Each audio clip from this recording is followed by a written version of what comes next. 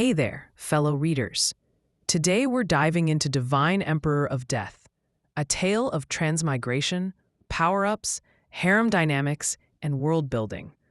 The protagonist, Tian Long, is a 30-year-old orphan who gets a second shot at life when he finds himself inhabiting the body of a 3-year-old prince. What happens next? Well, let's just say this little guy quickly becomes the Divine Emperor of Death. But does the journey live up to the premise? Let's find out. Tian Long, a man who lived a lifeless existence, gets a second chance when he transmigrates into the body of young Davis, the crown prince of the Lorit Empire on the Grand Sea continent. Although initially conflicted by the fact that he now inhabits a small child's body, he soon realizes that this new life is a golden opportunity. As he grows and cultivates at an accelerated rate, Davis soon becomes a powerful cultivator. But is it really as simple as just power? As Davis embarks on his journey, he faces mysteries, cultivates through death, and builds a harem while becoming the Divine Emperor of Death. His path? Not entirely linear, but filled with unexpected twists. Davis, the MC, is far from your typical cultivation hero. He doesn't aspire to be emperor for the sake of power. In fact, he resists it at first. Instead, he's driven by a sense of fatalism and a deeper connection to death itself, making him more of a death's advocate than a conquering hero.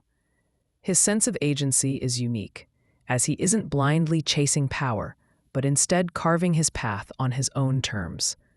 The journey is full of action and adventure. But it's also very much about Davis discovering his true nature. The novel's cultivation system is one of its defining features. Complex, layered, and deeply integrated into the story.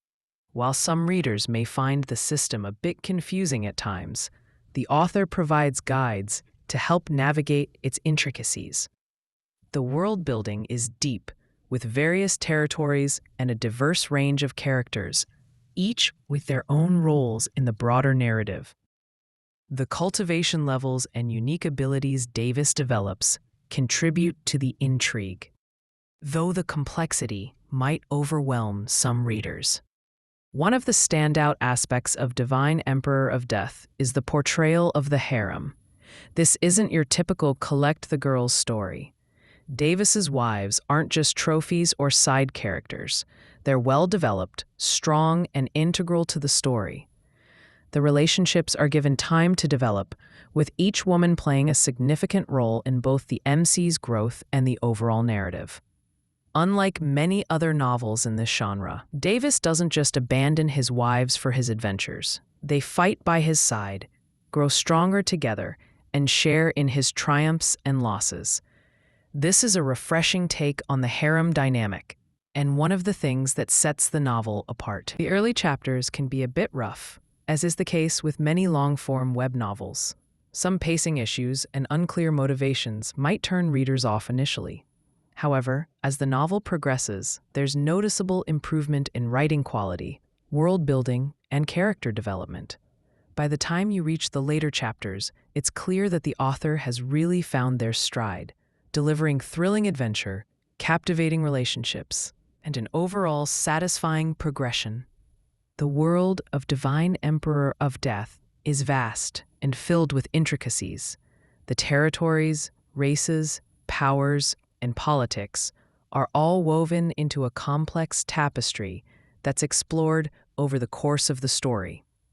There's an attention to detail in the way the world is introduced. Everything from the Grand Sea continent to the various cultivation sects gets its moment in the spotlight. The world building is one of the strongest points of the novel, contributing significantly to the immersion and depth of the story. While the novel deals with heavy themes, death, cultivation, power struggles, it also has moments of light-hearted comedy. These moments help break up the otherwise intense tone of the story and provide some levity to the darker aspects of Davis's journey. The humor is well-timed and doesn't feel forced, making the overall reading experience more enjoyable. While Divine Emperor of Death has a lot of great qualities, it's not without its flaws. As mentioned, the early chapters can be a bit rough, and the complexity of the cultivation system might throw off readers who are new to the genre or unfamiliar with intricate world building. Additionally, some plot points and character arcs might feel predictable or repetitive, though the author does work to address these issues as the story progresses. Divine Emperor of Death is a long, complex journey filled with action, cultivation, and intriguing character dynamics.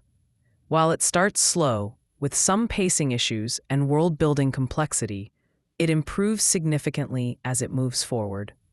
Davis is a compelling protagonist, and the relationships he builds with his wives and allies add depth to the narrative. The unique take on the harem genre, strong world building, and intense cultivation system make it a standout in the genre. If you're willing to push through some early struggles, the payoff is well worth it. Have you read Divine Emperor of Death? What did you think of the harem dynamics and world building? Drop a comment and let me know your thoughts. Don't forget to like, comment, and subscribe for more web novel reviews. Catch you in the next one.